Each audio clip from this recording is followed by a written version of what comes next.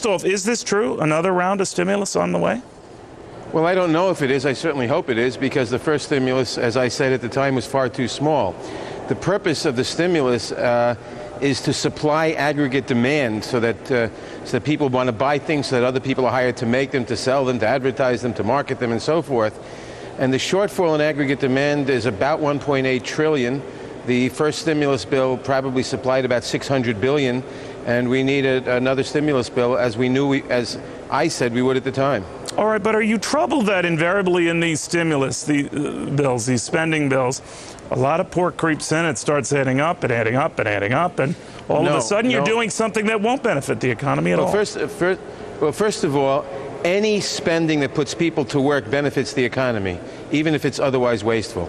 Right now, the important thing is to get money how do you know spent the wasteful? How do you know the wasteful part is doing any good to put people to work? Because as long as you're putting people to work, as long as you're circulating money in society, it is stimulating the economy. Now, obviously, you're better off if you're doing something useful, like building a road or a highway or a bridge or a school or whatever. But the most important thing is to get money flowing in the economy. When interest rates are down at zero, as they are, the federal interest rates, the only way that you can get an economy out of a recession or a depression is for government to put money into it.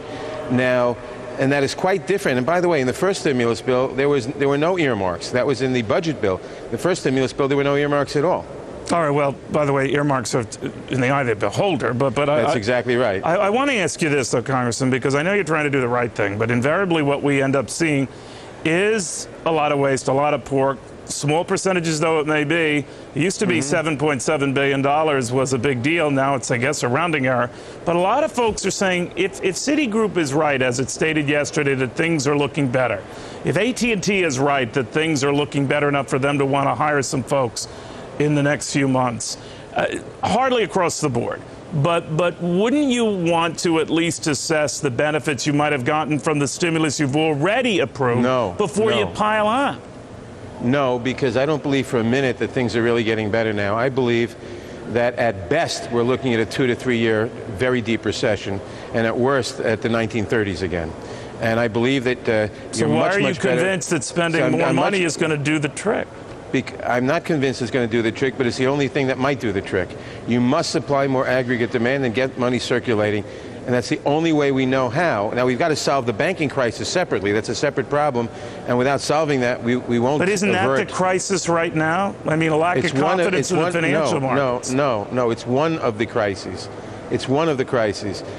But there are three interlocking crises. One is the banking crisis, which we must solve, but which the stimulus has nothing to do with. Second is all the mortgages defaulting, which are also causing the reaction of the banks. And third is the fact that we have tremendous job loss and tremendous loss of confidence and tremendous unemployment. Right, but it sounds like what you guys are doing, with all respect, sir, is everything at once, right? I mean, you got the administration talking. You have to do everything. No, you don't. You have to do all three. You got people like Jack Welch saying, focus on the crisis at the moment, not all these crises you envision down the moment.